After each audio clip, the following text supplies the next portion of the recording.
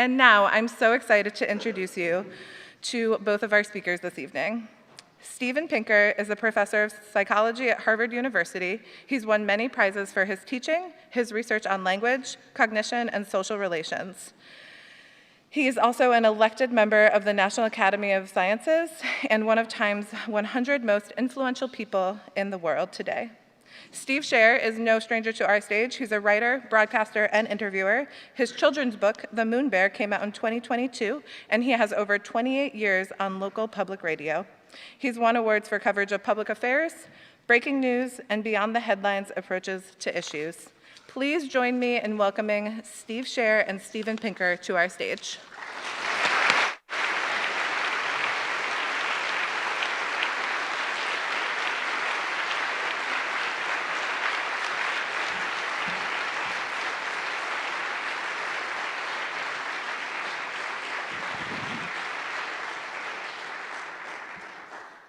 Hello, folks.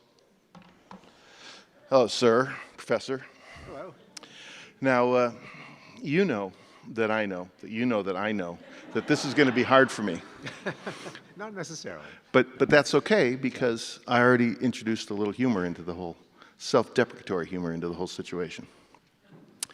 To be revealed. Is common knowledge common sense? It is not. So common knowledge, in the technical sense that this book tries to explain, not the same as our everyday usage of the word common knowledge, which generally means something that is widely known. Sometimes it refers to an open secret, like it's common knowledge around here that you can bribe the police. But common knowledge in the term that's been called... Though that's not true. No, I know that it's just an example of how one might use the expression common knowledge in a different way than I use it in the book, because it has been co-opted in a number of academic fields, game theory, philosophy, logic, economics, to refer to the state where I know something, you know it, I know that you know it, you know that I know it, I know that you know that I know that you know it, ad infinitum. So that's common knowledge in the technical sense, and that's common knowledge that this book concentrates on. And it's not common sense because I have actually a chapter called Common Knowledge and Common Sense, just to reinforce the idea that there really is something very special about this concept, that it entered into into the world's hardest logic problem. It entered into a surprising mathematical theorem that rational agents cannot agree to disagree. It has a number of puzzling and paradoxical properties, and that's just to establish this really is a special concept. What makes it special in everyday affairs is that it's necessary for coordination, for two people to be on the same page, to meet up at the same time and place, to divide up tasks, to in general to make arbitrary choices that are valuable only if the other guy makes the same arbitrary choice. So that's coordination.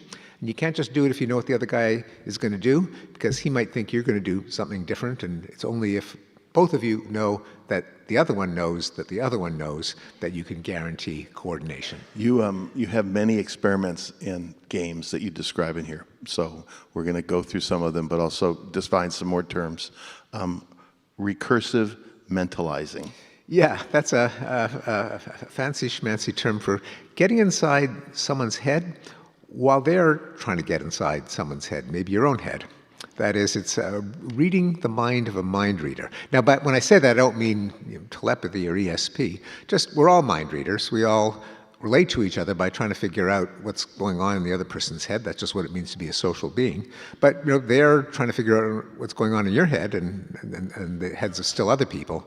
So when you take it to the next level, not just what does he know, but what does he know about what I know, or what does he believe about what I believe. So mentalizing is the psychologist's term for mind reading. Recursive means it sort of takes itself as its own input. That is, you're thinking about thinking and thinking about thinking about thinking.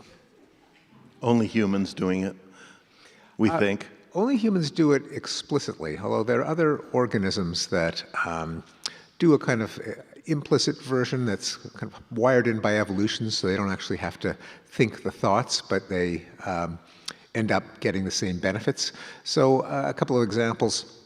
I give the example from the lowly coral, which doesn't even have a brain with which to think things.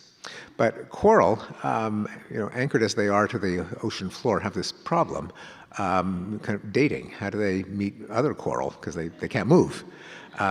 So they spew eggs and sperm into the briny deep, as if hoping for the best. The question is, how do they do it when other coral are releasing their gametes so that the eggs and sperm will find each other? And they can't spew gametes 24/7, 365. So what they do is they coordinate on a signal that's like the equivalent of common knowledge, the full moon. So say 5 days after the full moon, that's the day in which they all release their eggs and sperm. They didn't figure this out. Evolution figured this out. But they coordinated. That is, they did something that benefits all of them simply because they all aligned on the same day to do it. And the common knowledge was the presence of the full moon. So I should add a missing piece of this explanation, which is that when I define common knowledge in this seemingly convoluted way, I know that she knows that I know that she knows that I know, your head starts to spin with 2 or 3 layers of I know that she knows, let alone an infinite number. So how is this even possible? How is it conceivable? The answer is that even we, putting the coral aside for a second, we often get common knowledge just from some conspicuous event that we see at the same time that we see other people seeing it. So a conspicuous self-evident event generates common knowledge at a stroke. You can't miss it. It's the elephant in the room. It's the emperor's new clothes. And that is generally how we attain common knowledge. The coral do it without thinking it through, but they get the same benefit because the conspicuous event, in their case the full moon, is what gets them on the same page. Well, in the past, science would have said, that's evolution, that's instinct, right? So where is our common knowledge rooted in our instincts? So there are... If we have instincts. Yeah, so there's certain things. I'll give you another example from the animal kingdom that is also active in Homo sapiens, and that is eye contact. So when you make eye contact, you're looking at the part of the person that's looking at the part of you, that's looking at the part of them, that's looking at the part of you, and so on. So eye contact is a common knowledge generator, and it is a potent signal in primates, in canines, and it's a potent signal in humans. Among primates, it's a threat signal. The dominant stares at the subordinate. The subordinate briefly meets his eyes and then looks away. Humans do that too. Bosses look at their employees who then look away. Higher status people look at lower status people. And then if among primates, their eyes lock, that means there's going to be a fight. That is, they haven't established who is dominant and who's subordinate, and it is a threat signal. Now, that's also true of humans. I have had a colleague at Harvard, an anthropologist named Irv DeVore, who used to tell his class, if any 2 people on Earth look into each other's eyes for more than 6 seconds, then either they're going to have sex or one of them is going to kill the other.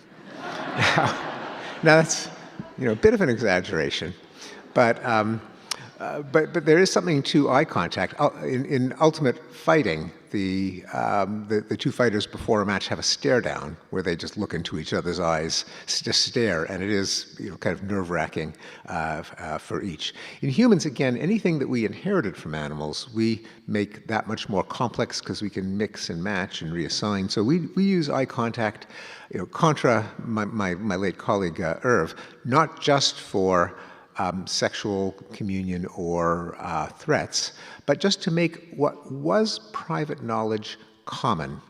That is, as in the expression, can you look me in the eye and say that? So what does that mean? It means, I know something, you know it, but we have not yet acknowledged it. We have not made it common knowledge. The eye contact in humans has a more generic function of making private knowledge common. And the reason that this is significant is, going back to the key idea that common knowledge is significant because it's necessary for coordination. There are lots of everyday examples of social coordination. We drive on the right and not on the left, not because driving on the right is inherently better. The Brits do just fine driving on the left. But it's very important that everyone drive on the same side and that everyone know that everyone else is going to be driving on the same side. As in, can I tell a joke? Please. Okay. A joke in the book that illustrates this. A woman calls her husband on his morning commute. She says, "Be very careful, dear. I've been listening to the radio and they say that there's a maniac driving on the wrong side of the freeway." And he says, "One maniac? There are hundreds of them." So that indicates that it's very important that your choices be coordinated with everyone else's. So that's an example of coordination. It relies on common knowledge. Paper currency. Why do I accept a green piece of paper in exchange for something of value? Well, because I know that my grocer will accept it in exchange for some food. Well, why does he accept it? Well, he knows that his employees will accept it, et cetera, et cetera. But the additional twist that I push in this book is that together with all of these conventions, which are coordination games, human social relationships are also coordination games, and they are cemented by common knowledge signals. So friendship, for example, what does it mean to be friends? I mean, it's not as if you sign a contract. To be friends means each one knows that the other one knows that the first one knows that they're friends, or lovers, or say a superior that a subordinate defers to. What kind of establishes that pecking order? Well, the dominant stands his ground because he knows the subordinate will give way. Why does the subordinate give way? Well, because he knows the dominant will stand his ground. Transactional partners, just quid pro quos. Again, whether you're in that kind of relationship, very different from a friendship, very different from an authority relationship, well, you're in it because each one knows the other one knows. And so a number of signals, including eye contact, physical contact, direct speech, that is blurting something out, crying, blushing, laughing, all of these are, I suggest, common knowledge generators, and they're psychologically, emotionally potent because they reinforce or, for that matter, destroy a social relationship. And let me go back into covenant blushing and those other things, but you start this with the idea of the emperor has no clothes and the little boy that shouts it out. So what's happening there that turns private knowledge, which is the other thing you talk about, into common knowledge? No, it's good that you asked that because it's the way I start the book, and it's, I think, the most direct way possible of illustrating the concept of common knowledge and why it's so important. So when the little boy said the emperor was naked, he wasn't telling anyone anything they didn't already know. They knew the emperor was naked. But he changed the state of their knowledge nonetheless, because by blurting it out within earshot of everyone else, well, now everyone knew that everyone else knew, and that everyone else knew that everyone else knew that the emperor was naked. That was very different. And crucially, it wasn't conveyed by saying, I know that he knows that he knows that she knows, and so on. Just the conspicuous public event, in this case the boy blurting it out, generated common knowledge at a stroke, and it changed their relationship to the emperor from obsequious deference to ridicule and scorn. It leveled the hierarchy, consistent with the idea that our relationships, such as authority, deference, prestige, depend on common knowledge. They exist only because everyone knows they exist, which also means that they can unravel if people stop thinking they exist. And more important, they stop thinking that other people think they exist. All right, well, I'm going to jump into the real world for a minute. I mean, this is the real world, but you know what I mean. Examples. After Joe Biden's debate with Donald Trump, something changed, and that was? Yeah, it's another great example. So prior to the debate in June 2024, there was widespread suspicion, one might say widespread knowledge, that Biden was suffering cognitive decline. I mean, especially for his advisors, you kind of couldn't miss it. And a majority of Americans said that they suspected he was undergoing cognitive decline. So then he had his debate with Trump, and sure enough, he showed every sign of it. He lost his way, he got confused. After the debate, the percentage of Americans who thought he was suffering cognitive decline increased only a little bit. It went up, I think, from 67% to 73%, a little bit, but as we know, everything changed. Why? Well, when you were watching the debate, you knew that the whole country was watching the debate, and everyone watching it knew that other people were watching it. In other words, Biden's cognitive impairment went from private knowledge to common knowledge. Everyone knew that everyone knew it. And as with the emperor, that changed people's relationship to Biden. That is, he could no longer be held in the same, with the same respect. And of course, that was the beginning of the end. So I'm going to circle back. I'm going to circle back to the book and then come out the other side to ask you about breaking norms and what that means with terms of common knowledge. But one of the things you talk about is giving, is charity and philanthropy. And you start back with, I never could quite say Maimonides' name. It's Maimonides. Maimonides. Maimonides. I only wrote a paper about him in like high school, but there you go. Maimonides, yes. What was his ladder? What did it tell us? So Maimonides was one of the greatest thinkers in Jewish history. He lived in the Islamic Empire in the 12th and early 13th century. He was a physician, he was an astronomer, he was a philosopher, he was a theologian, kind of a Renaissance man before the Renaissance.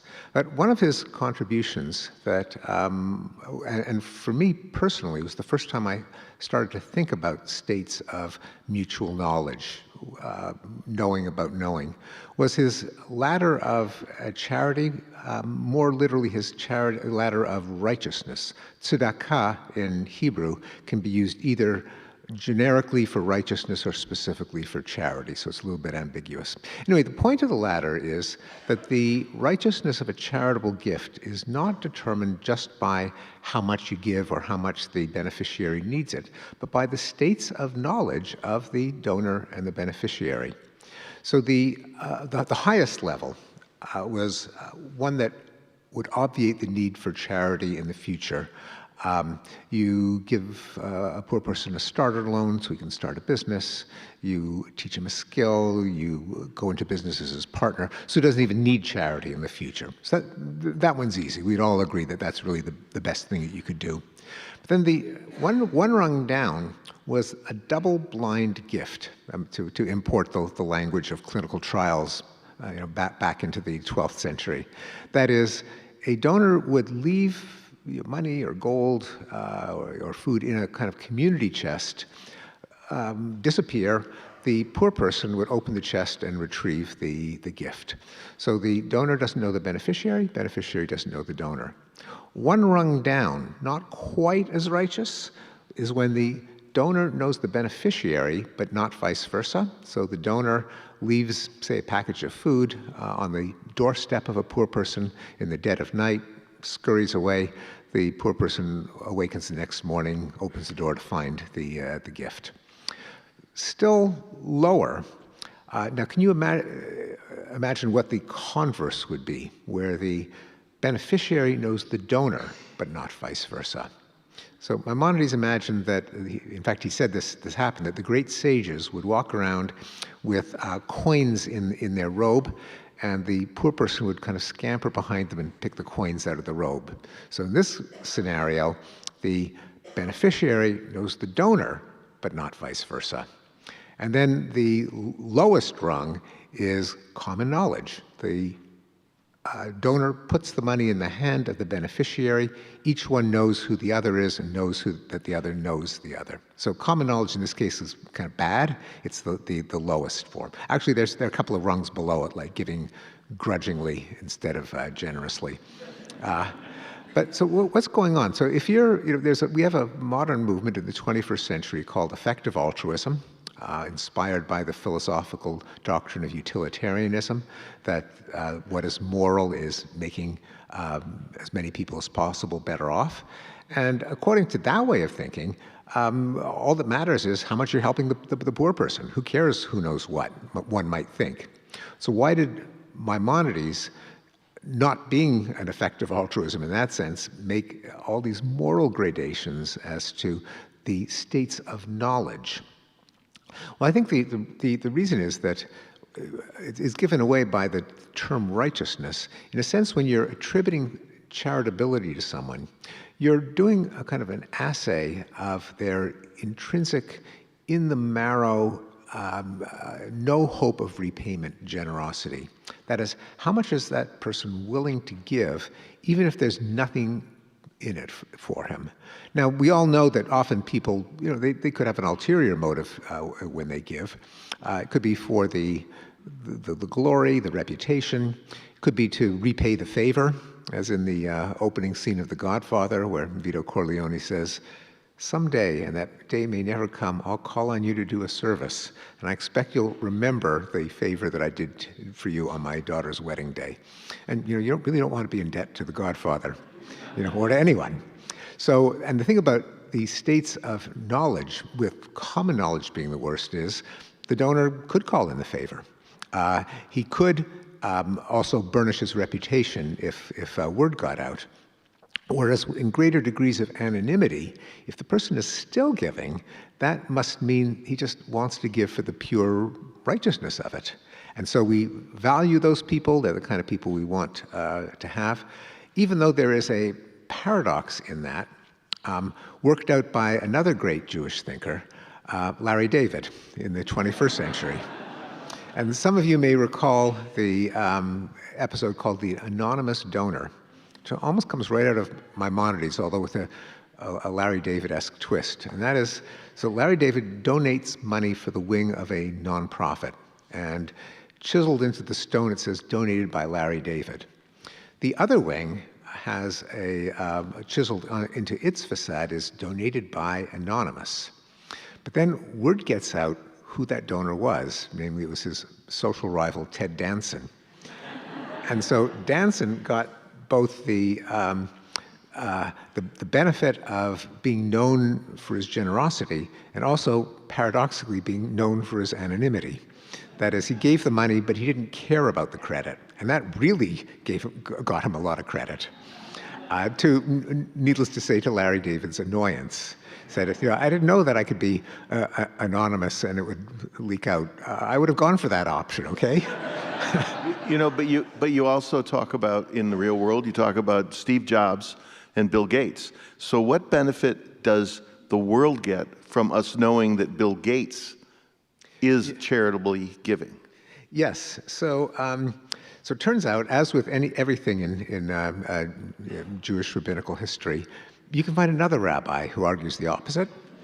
And Rabbi Shlomo ben Avraham, by the way, Maimonides is Greek for Rabbi Moses ben Maimon. So Ediz is son of, he's the son of Maimon. In Hebrew, it's Rav Moshe ben Maimon. The acronym is Rambam. So if you see anything in like a hospital called Rambam, it's the same guy. Well, there's also the Rashba, Rabbi Shlomo ben Avraham, who actually had the opposite theory, which is called mitzvah lefarseh, the commandment to publicize. Because if you do create an incentive to give, namely people will fawn over you, oh, what a generous guy, well, people are going to give more, and the poor people will be better off. So, why are they giving more? Why are they better? Because more people will give because they'll get the brownie points. And so you're actually incentivizing people to give by the publicity, which, at least in the Rashba's reckoning, is even more moral because poor people get more stuff. I give, so you're going to give because you want to be like me. Well, I'm basking in the glory, and then you say, hey, I would like some of that glory too. And so Steve Jobs was an anonymous giver So we Steve find. Jobs, Bill Gates, of course, the world's probably the most best-known philanthropist, who's given away massive amounts of money, is committed to give away his rather considerable fortune in effective ways. That is, in the ways that save the most lives, educate the most kids, cure the most diseases, and so on. But he has kind of encouraged his fellow billionaires to sign the giving pledge. That is, they should commit not to giving their money to an opera house or another wing of a university, or even just to pass it on to their kids in perpetuity. But he said they have a moral responsibility to give it away, and he held himself up as an example. So Bill Gates was a disciple of the Rashba. I don't think he would have, Rabbi Shlomo ben Avraham, I don't think he would realize that he's following in the footsteps of this great medieval rabbi. Now, Steve Jobs, in contrast, during his life, was actually criticized for giving away very little. Then, posthumously, as if to vindicate Larry David, he was outed by Bono and others who said, oh no, he just gave anonymously. Now, this was a little bit unfair to, I mean, at least comparing them, it'd be unfair to Gates, because Gates gave away probably 1,000 times as much as Jobs did, anonymously or publicly. And one could argue that ultimately what counts is how many lives do you save? How many kids don't get malaria? How many kids go to school? But it may not matter. The common knowledge is what's going to matter, right? Oh, Jobs gave, so that's cool. Well, it matters. Anonymously. Well, exactly. It matter to what? Is it? And I have a whole chapter in the book that begins with Maimonides' ladder on our thirst for reputation, for status, for saving face, for losing face, all the little games we play, the little bits of one-upmanship. So when it comes to earning esteem, then yeah, common knowledge is relevant. It's a bad thing. The whole point of the effective altruism movement, and maybe they should credit the Rashba, is that at the end of the day, what really helps is do you cure sick people? Do you feed starving people? Do you educate ignorant people? So it's a kind of a paradox that there's a whole dimension of human interaction that comes from assessing people and even discounting when the people that we're assessing try too hard to look good in our eyes. Well, that makes them look a little bit worse. Bill Gates wrote a blurb on this book too. So I wonder did you have a conversation with him about the thoughts that you had about his work? He did give me feedback, and he was the one who kind of pointed out that I was maybe being myself a little bit too charitable in saying that Steve Jobs followed was a disciple of Maimonides. But did he appreciate the I know you know that I know absolutely. you know? Yeah. He saw the value in that way of seeing the work he's doing in the public sphere. Absolutely. That is, and Gates makes it very clear that what matters in charitable giving is how much better off the beneficiaries are. That's what it's all about, and that's why he chooses. It's not even just the amount, but it's rather in what otherwise can be called effective altruism. It's doing the due diligence to make sure that the money is actually, feeding and clothing, educating, inoculating, protecting the people who need it most.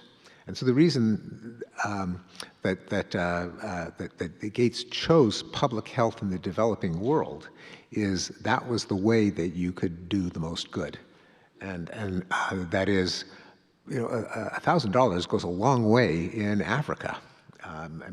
It saves lives, which it doesn't here. And so doing the moral calculation, every life is equally valuable, and that different philanthropic efforts have vastly different effects on their beneficiaries to calculate that which does the most good.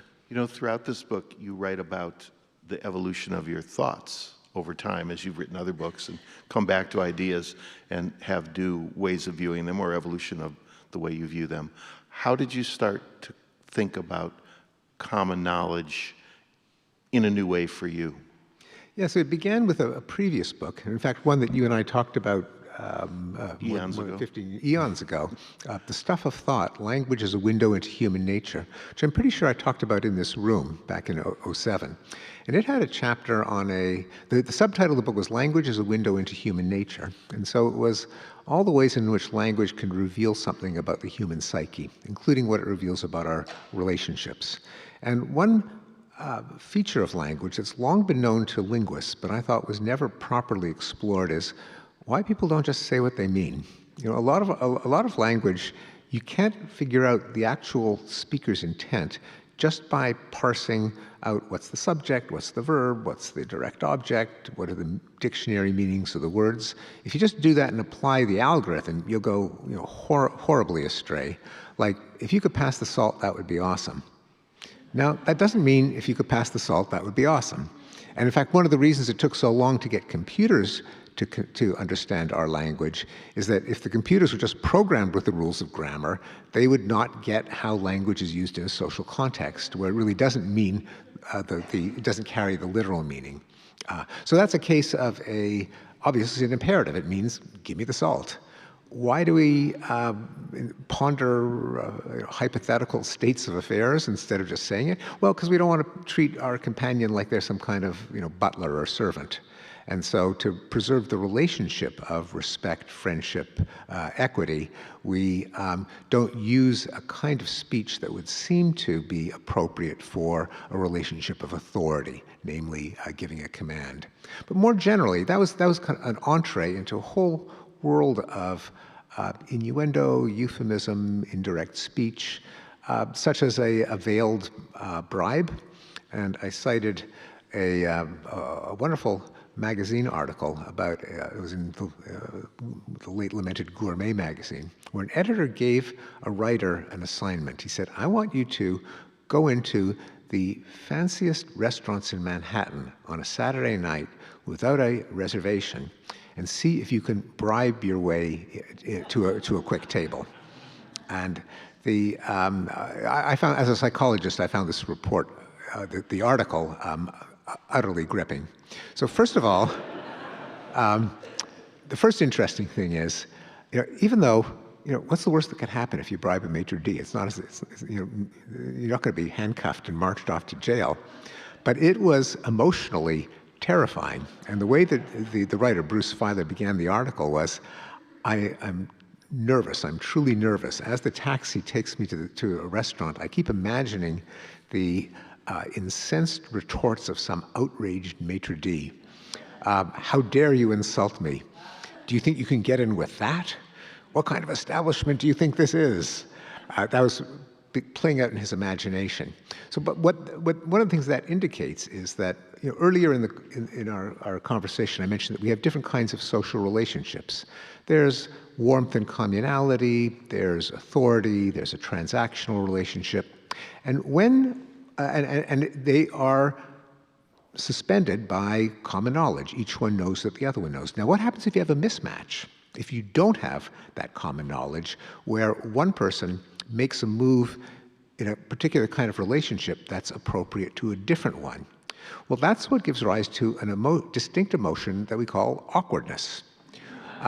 Or if it is awkwardness when it's kind of deliberate, a one-time faux pas. If it's sustained, if it's extreme, if it's deliberate, then the emotion is outrage, as in the filer's expectation of an outraged reaction. Why outrage or awkwardness? Well, the ordinary social relationship that a maitre d' has in his domain is one of authority. He seats people when and where he pleases. By treating him like a mere sales clerk, a transactional relationship, I'll give you this, you give me that, it kind of demeans him from this status of prestige or authority that he wields, hence the awkwardness. And here's the punchline from the point of view of language. Spontaneously, Filer adopted the strategy not of actually stating the bribe as a quid pro quo. He never said, if I give you $20, will you let me jump the queue and seat me right away? He would hold a $20 bill out of the line of sight. So no meeting of the eyes.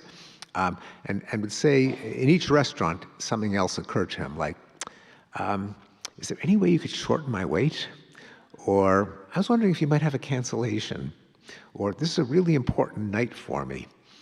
So he hinted at it without blurting it out in so many words, and so it wasn't awkward.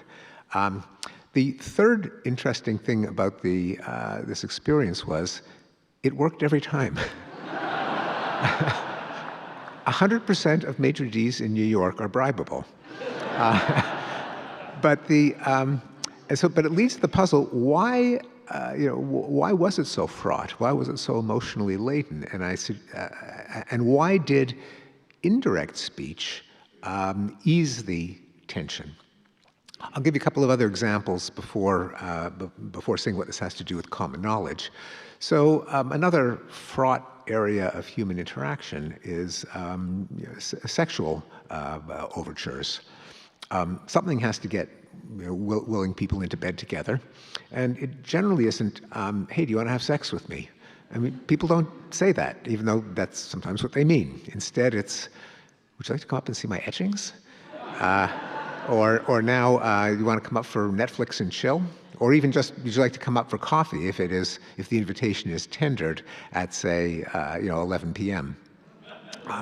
So again, it's not quite plausible deniability any more than it was for the maitre d', because no grown adult can be in any doubt what an invitation to see some etchings really means. But needless to say, it is much more comfortable, whether it's consummated or not. Either way, it's more comfortable when it's tendered as a hint or an innuendo. I'll give you just one other example of this whole family of phenomena: is the veiled threat. I quote from an episode of The Sopranos where a member of the family approaches an old high school acquaintance in a supermarket and says, "Hey, Danny, haven't seen you for a while. I hear you're on the jury of the Soprano trial. It's an important civic responsibility that we should all take part in. You've got a wife and kids. We know you'll do the right thing." So, the viewers, and presumably Danny, interpret that as a veiled threat. Again, not stated as a quid pro quo. So what's going on? Well, the theory that I propose is that direct speech, blurting something out in so many words, generates common knowledge.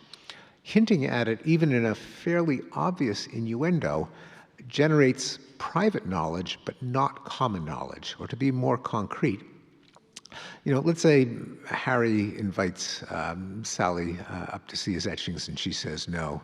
Well, they're both grown up. Sally knows she's turned down a sexual overture. But does Sally know that Harry knows that she knows? I mean, she could still think to herself, well, maybe he thinks I'm naive. Maybe he thinks I was turning down an invitation to see etchings. And he could think, well, maybe she thinks I'm dense. Maybe she doesn't realize that I know that she's just turned down an overture. And so with the absence of common knowledge, their relationship can stay as platonic friends. Or as supervisor and supervisee, or some other relationship that they really don't want to blow up, assuming that they don't both desire the sexual communion. Likewise, in the other cases, common knowledge is what either ratifies or annuls a relationship, and sometimes we have to exchange information, tender propositions, without threatening the relationship. Which is what common knowledge does. I'll just add one more coda to that. Is this isn't just a question of TV shows and situation comedies and so on, but remember Donald Trump's first impeachment trial? I mean, it seems like a long time ago. Remember that it involved Zelensky, Vladimir Zelensky, also a long time ago. There was no war in Ukraine at the time. This was before January 6th. Remember, Donald Trump was impeached twice. Now, going back to the first impeachment, do you remember what that was all about? Well, it was about a conversation that Trump had with Zelensky, in which he said, "We have a good relationship. We've done a lot of things for you, but I don't think we're equal. I think we've done more favors for you, and I know that you want these Javelin anti-tank missiles, and I was wondering if you might."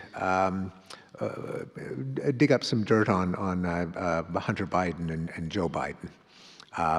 I wonder if you could do us a favor.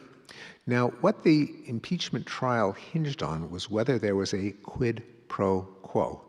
That was the phrase that kept getting bandied about. And the reason that it wasn't just an open and shut case is that there was no literal if-then. That is, if you dig up dirt on the Bidens, then I will authorize the sale of the missiles, or even a threat. If you don't dig up dirt on the Bidens, I will cancel what Congress has authorized, namely the sale of the Javelins. But the innuendo was so obvious that it didn't pass the giggle test. Obviously, it was a veiled quid pro quo. Now, of course, as it happens in American politics, the soundness of the argument was irrelevant. The Democrats voted to convict, the Republicans voted to acquit. There weren't enough votes to convict, and so he was not removed from office. But it's one of many cases, including sexual harassment, extortion, blackmail, bribery, that often hinge on the difference between blurting something out and hinting at it with innuendo. What I would say is generating common knowledge versus keeping it as private knowledge. Well, good. I was going to bring it up if you hadn't gotten us there. So now let's look back at what common knowledge, private knowledge does in terms of norms, and how President Trump has seemingly is changing the norms in ways that allow him to say things, do things, and imply things that do not show that he's the emperor with no clothes, to go back to that. And I'll start with this. His subordinates don't always get it. And the reason that Jimmy Kimmel is back on the air is because the FCC commissioner made the mistake of kind of sounding like he was asking for a quid pro quo. Yeah, interesting. I mean, so it's a cliche to say that Donald Trump is a unique president that has upended many precedents, but one of them is that there were certain norms. Now, what is a norm? A norm is not literally enforceable by the police. It's something that you do because everyone knows you do it. And what does that mean? Well, everyone knows that everyone else knows that you do it. So it's a way, whether it's from, say, nowadays, people don't tell ethnic jokes anymore. In polite company, you don't comment on someone being overweight or having a speech impediment. You don't insult someone's physical appearance. You don't blatantly boast. You don't blatantly lie. Now, of course, everyone lies, but still we have at least the pretense of wanting to be truthful, not getting caught in lies, not telling lies that are instantly verifiable as lies.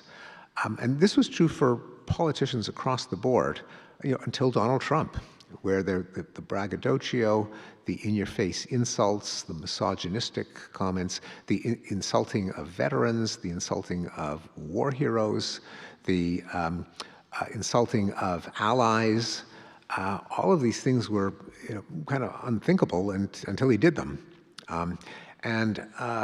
What he showed is that norms are generally held in place, as I said, by common knowledge. If someone breaches them, then generally they are, breaches them, I should say, in an arena of common knowledge, that is, everyone can see or hear them being breached. Usually the response among people who want to prop up the norm is there's some kind of sanction that's also public. They get a freezing stare. Someone says, we don't say that around here. There's some signal that the norm has been flouted, and the signal generally has to be public. What Trump showed us, he could get away with it, and especially when he was running for president the first time, he was constantly written off. My God, you insult a Gold Star parent, someone who lost their son in the war, and you kind of flippantly blow them off. Everyone knows that's a career killer for a politician. Well, maybe it kind of wasn't. Or the Hollywood Access tape. Well, and I still remember at the time, with my own sense of relief. Well, his candidacy is doomed. Well, we know what happened. It wasn't doomed. And so he showed that these norms, since they were held up just by common expectation, if they were flouted without consequence, they kind of weren't norms anymore. And the question is, how much will that spread? Was he absolutely unique, or did he set a precedent that other public figures could boast, lie, insult, and so on? Well, if you look at, say, Elon Musk, until a few years ago, a CEO of a major corporation would also obey norms of decorum. They wouldn't boast, they wouldn't insult, they wouldn't flagrantly lie. The fact that Musk does it, and I could name some other figures in the kind of Trumposphere. Chris Rufo insults when a woman criticized him. He laced into her for her looks, calling her ugly. I mean, these are just things. Pete Hegseth did it this week. Pete Hegseth. So it does suggest that the norm is, I don't want to say it's completely unraveled, but it's starting to fray. But what does it mean that a norm is fraying? Is it that private, I don't know, I'm trying to use the terms that you've been writing about. So is private knowledge solidifying around different worldviews? I don't even think it's that grand. It's that there are certain things that basically anything we might call a social reality. It's not like physical stuff, but it just governs the way people interact. It exists as common knowledge. When it's no longer common knowledge, it no longer exists. So just a very concrete example, currency. And I alluded to this earlier. A green piece of paper has no intrinsic value. The value that it has is that everyone knows that everyone treats it as having value. But what it means is that it doesn't necessarily have that value forever. In cases of hyperinflation, those pieces of paper can become worthless. Likewise, a norm can cease to exist if enough people flout it without consequence. And there have been many norms that have been shattered since especially since the 1960s. Swearing in public. It used to be that was something that sailors and stevedores do. But using, as they used to daintily call them, four-letter words is something that people commonly do. It's something that women do. There was especially a taboo against women swearing, as in the expression language that's fit for mixed company. Styles of dress, showing up for work in a t-shirt and jeans and sneakers. There was a norm that you got dressed up for work. There was a norm you got dressed up to go on an airplane. People wore jackets and ties. So those are all norms that just cease to exist. But there were also norms that went around social conventions. Norms like Confederate war heroes. Norms like we don't like gays, or we do like gays, or you can't say this, or you can say this. So the norms, and from, you write about it, we can talk about it, but from what cancel culture was when, and I'm just going to use these terms, I hope we're okay, when the right wing said, you're canceling me because I don't want to say X, Y, Z, to the right wing saying, I'm canceling you because you're saying X, Y, Z. Well, I guess ABC, different things. So with the shattering of these norms, with me saying to you, when we were little kids, we'd say, sticks and stones may break my bones, but names will never hurt me. Or we would say, I know you are, but what am I? In a sense, we seem to be living in a culture of, I know you are, but what am I? Which makes me wonder, like, where is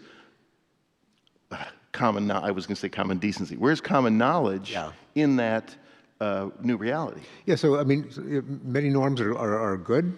Some norms become archaic or obsolete or oppressive, and that's in large part, what social change consists of is some norms vanish, sometimes new norms are introduced. So an example, the norm against swearing, the norm against being a schlump in public, those are have faded. But norms against telling ethnic jokes, norms against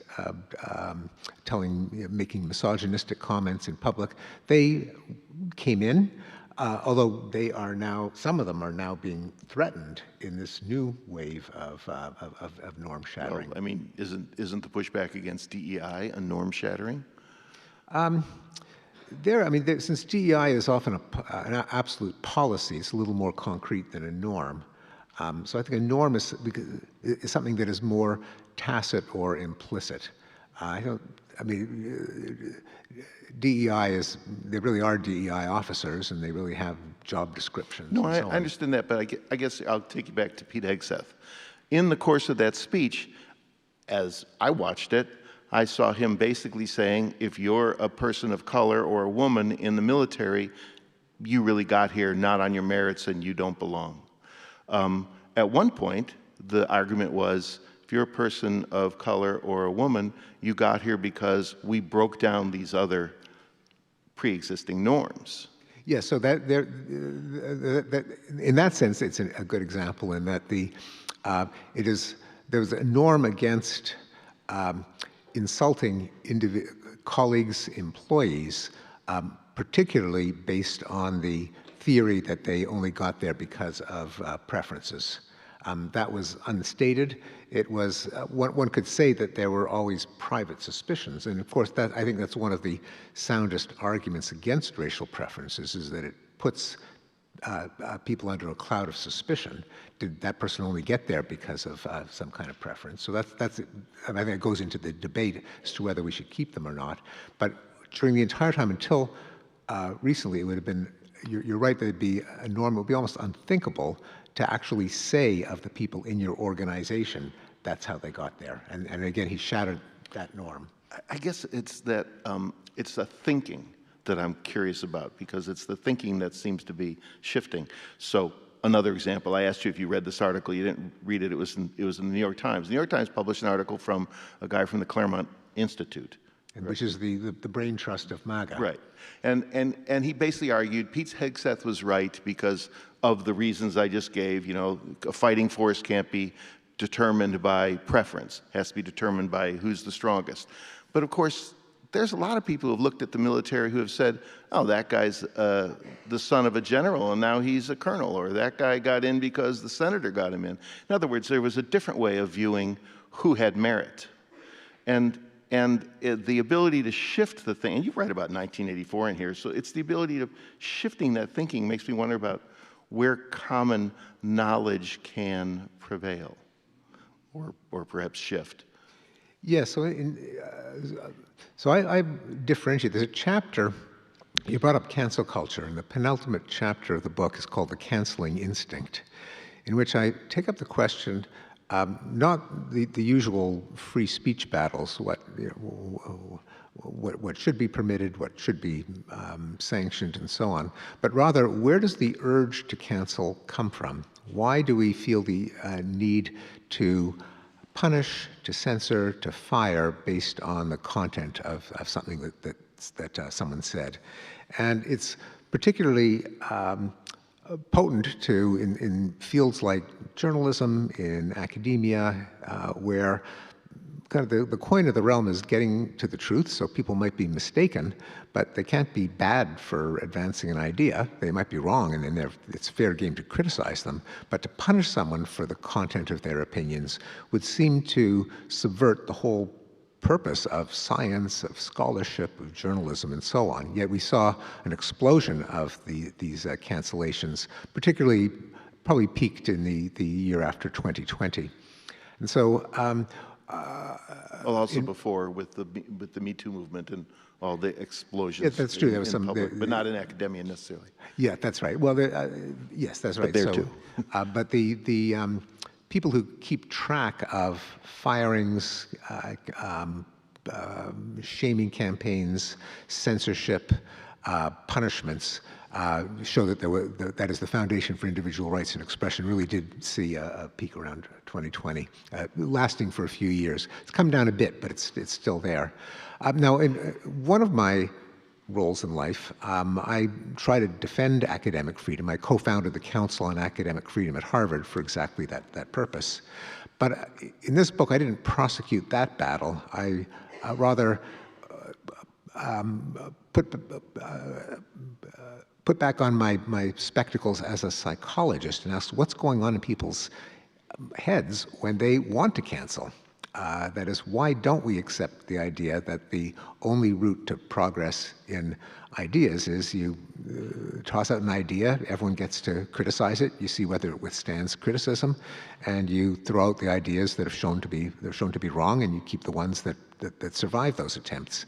Why are people so willing to disable that process by punishing the mere expression of opinion? So I suggest that the answer comes in two parts. One of them is our natural human tendency. We try to put this aside when we're journalists, when we're historians, when we're scientists, when we're record keepers, or consumers of all of them.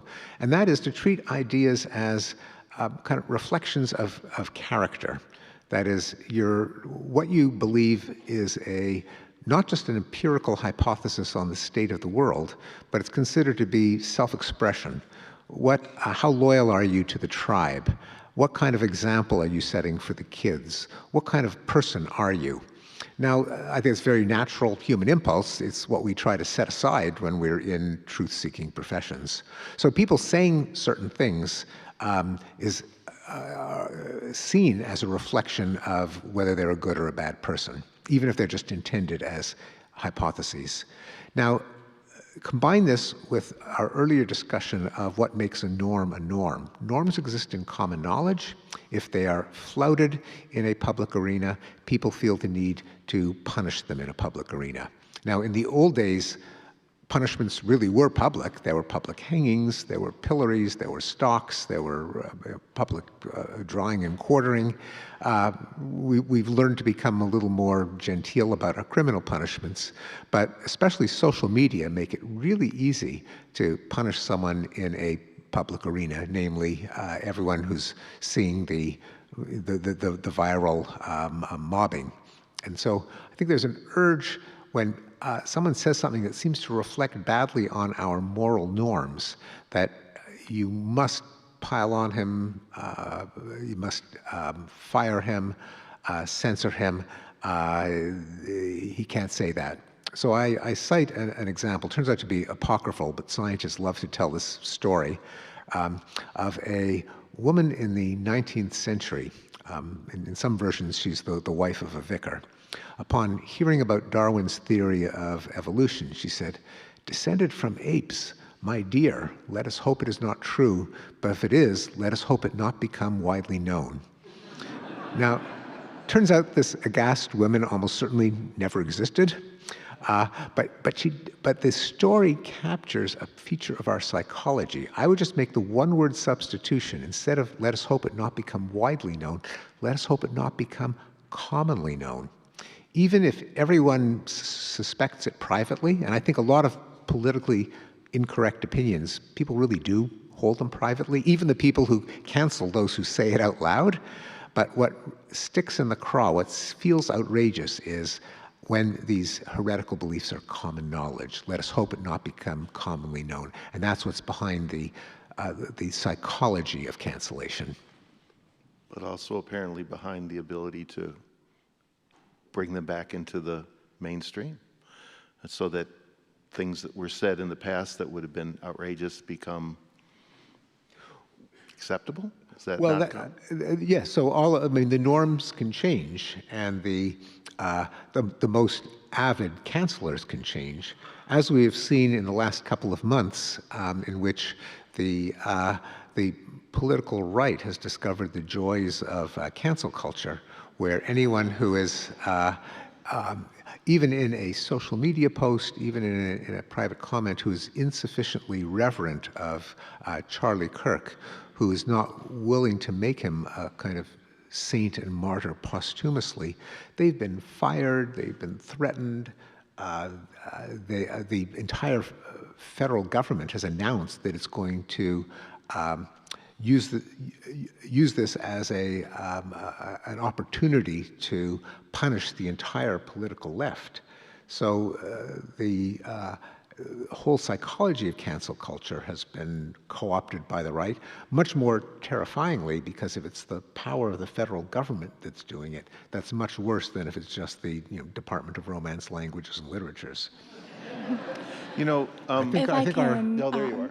just Okay. quickly pop in, we do have a Q&A session. Q&A. So if you'd like to open up to questions, we can take one more from you, and then we can open up to questions from the audience. Ready. I was looking for you. Awesome, thank you. Let's go ahead and open up to our Q&A session from the audience. Reminder for everybody that if you do not want to come up to this microphone or are not able to, you can go ahead and scan. There will be a QR code on our large projection screen. You can go ahead and scan that QR code, and I will be able to receive those questions and ask them as they pop up on our system back here. But yeah, feel free to, if you'd like to ask a question, pop up to the microphone. Thank you for an absolutely superb talk. Oh. I'm going to focus on one word that came up during the conversation with Norm's, decency. Could you talk more about decency? Yes, so I mean, I know what inspired that, namely some of the norms that Donald Trump has breached, threatening the norms themselves, fall under the general category of decency, such as not blatantly insulting people, not insulting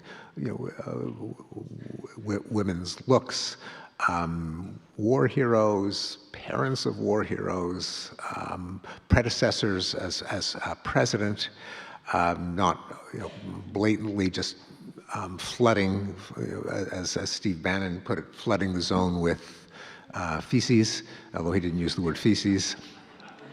And it is concerning that these norms were what most people would have called decency. Now, of course, that can change because over time, and in some ways that are not as threatening. So the norm against swearing in public was framed in its day as a matter of decency.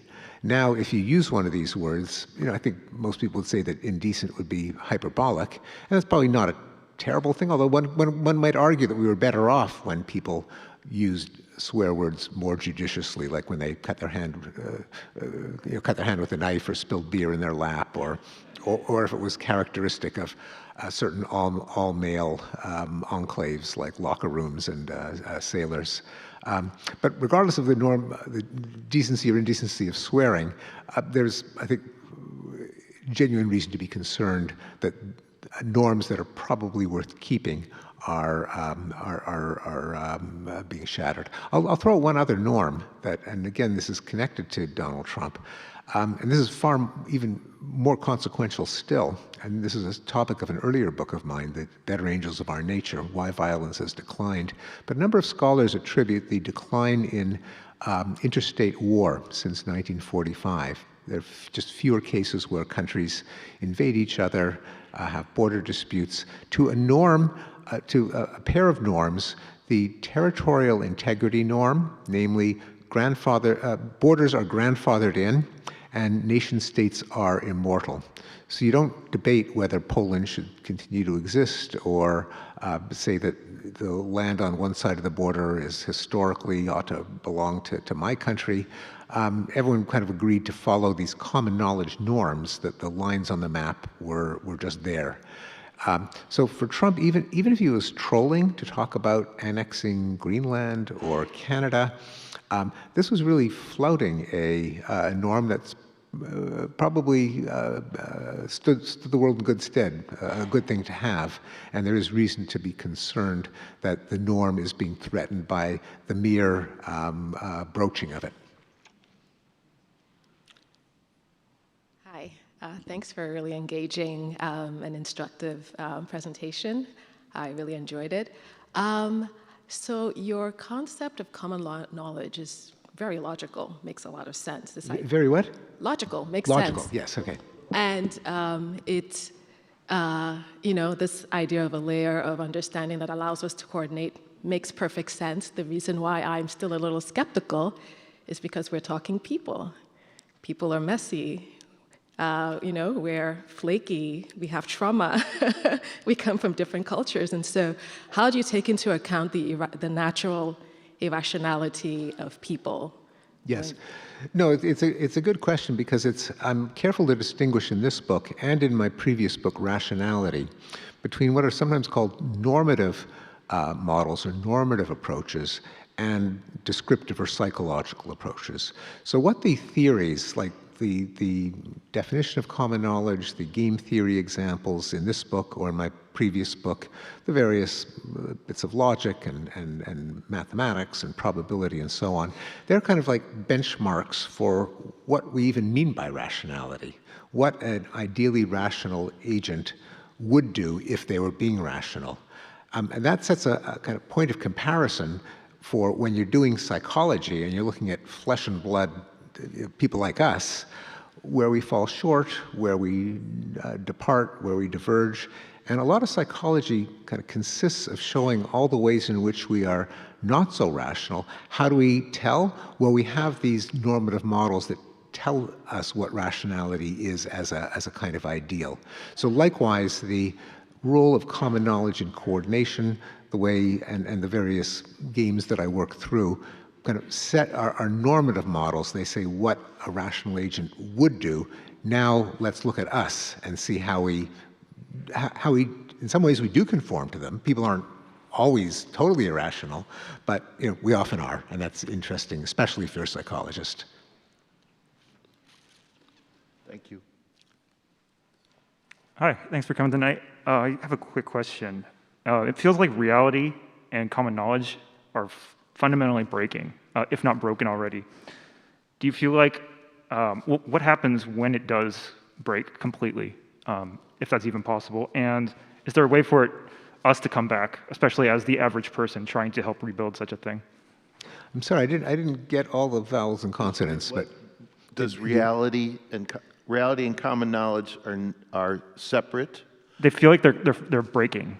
They feel like they're breaking. Yeah, like how we think about the world as a collective, how we talk about things as we agree upon, like real things. It feels like there's this very big gap that's widening. Do you see this? Are you referring now to our kind of common understanding of reality, like what's a fact? I think that's part of it. Yeah. That's what you're getting at? Yeah. Yeah, it is plausible that the fractionation of pools of common knowledge from the entire country to different ideologies, different coalitions, is responsible for some of the alternative facts, the conspiracy theories, the lack of a shared understanding. That when there were common knowledge is always relative to some community within which information is shared or conspicuous events are witnessed. And so it's always a question of common knowledge among who.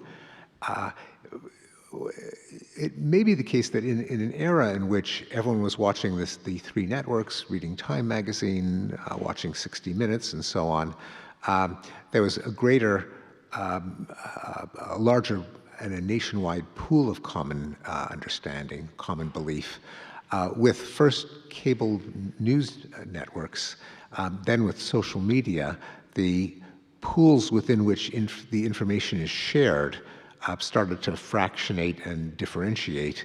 And so some of the problem of polarization might come from the fact that we don't have nationwide common knowledge generators to the extent we did. Would that mean that common knowledge was fractionated in the 1700s or the 1400s? It probably does. No, that's a really good point because, of course, the growth of nationwide common knowledge generators like the three networks was itself a 20th century phenomenon. So it does have that implication. And of course, there's an awful lot of polarization in the 19th century, like they had a civil war and all that. There was, in some ways, certain norms of civility that we take for granted which did not exist in the 19th century, such as the case of the, I'm blanking on the name, where one congressman actually beat up another congressman, kind of beat him to a pulp with his walking stick. Yeah. So that hasn't happened again. No duels these days. Cultural dueling is yet another example. And The Better Angels of Our Nature was on many cases of declines of violence. So I even speculated that the growth of media that brought people into larger and larger virtual communities might have had a kind of civilizing effect, because you had to frame things in a way that would appeal to a large set of people who had many conflicting interests, but if you had to appeal to all of them, you had to appeal to what they had in common, namely their common humanity. Thank you. Hi, thanks for coming. You've got my mind whirling. So my question is a bit of a follow-on to this gentleman's, which is, how does society resolve differences in our conceptions of common knowledge? And as an example, in my world, it's common knowledge that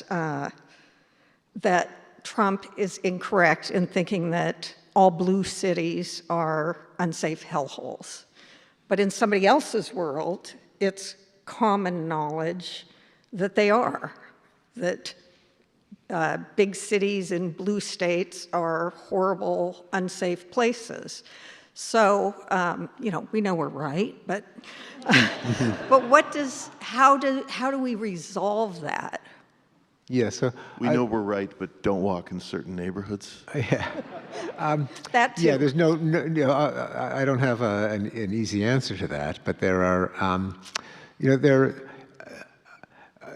has been discussed because it is a national crisis. So some of the things that are tried are getting disparate people into small groups together and giving them common problems to solve. That one of the potential reasons for this polarization, in addition to the fractionation of media, is also residential segregation. Highly educated people move to cities and college towns. There are fewer civil society organizations that have people from different social classes and different levels of education mingling, like churches, like bowling leagues, like unions, like the military service. And so people rub shoulders only with people like them in income or, more important, education.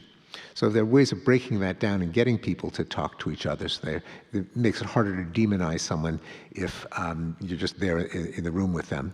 That's one. Another is to try to dissociate expertise. That is, there is an answer to the question, are blue cities more dangerous than red cities, or cities in blue states?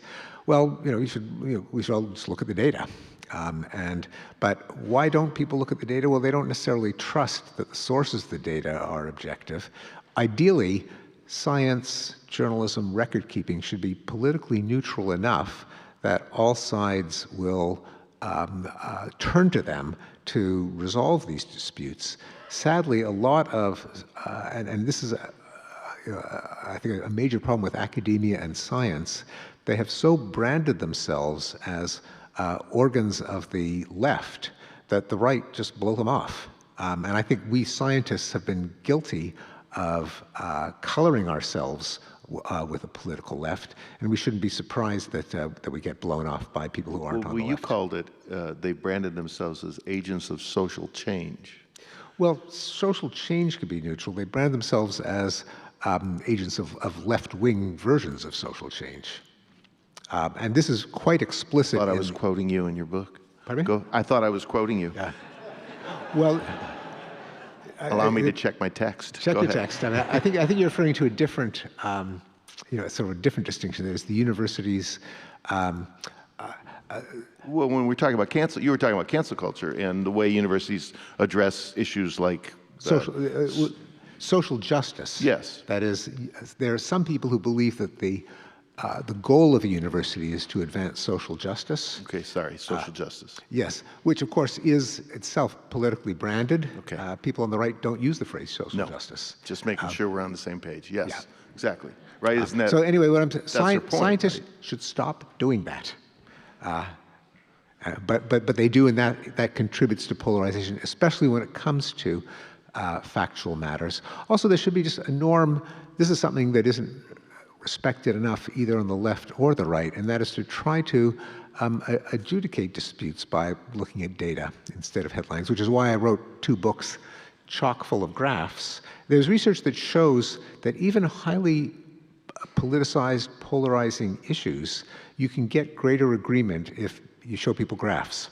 And if there's a norm that there are objective answers to politically fraught questions, there isn't really, that norm I think is not widespread enough. That's another little tool in the toolkit for reducing polarization. I mean, maybe it is. I suggest that we try it. Thank you. Okay. All right, we only have time for one more question. I do want to make sure we get something from our virtual questions. So this one is the most popular. What is one specific application of the ideas you shared that helps you personally navigate everyday life?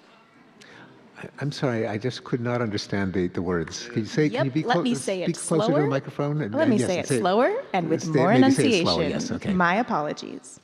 What is one specific application of the ideas you shared that helped you personally navigate everyday life? Oh, that helped me personally. Oh, I think being sensitive to the tension between conveying a message and safeguarding a relationship, of how it's not a good idea to blurt things out. You don't have to say everything you think. That you want to calibrate messages so that they don't go over the heads of your hearers, but nor do they blow up a relationship that's in force. So this is part of, I think, everyone's kind of lifelong effort toward social skills, savoir-faire, tact. And I have found that having the vocabulary to think about all the ways in which it could go wrong kind of helped me in the kind of fine-tuning of my social skills. Sometimes we let sleeping dogs lie. Sometimes we let sleeping dogs lie. Some things, there's some things that are best left unsaid. Indeed. All right. Thanks, everybody. That is the last question that we had time for. I have one last question.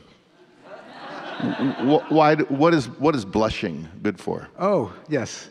So blushing, this is a question that obsessed Charles Darwin in his book, The Expression of Emotions in Animals and Man, where among other things he noted that blushing is not like a lie detector or a telltale heart. It's not actually an admission of guilt, because he said we blush in the presence of our accusers, and even if someone is completely innocent of any wrongdoing, all it takes is for them to know that other people suspect them of having flouted a norm, and they can blush even if they're completely innocent.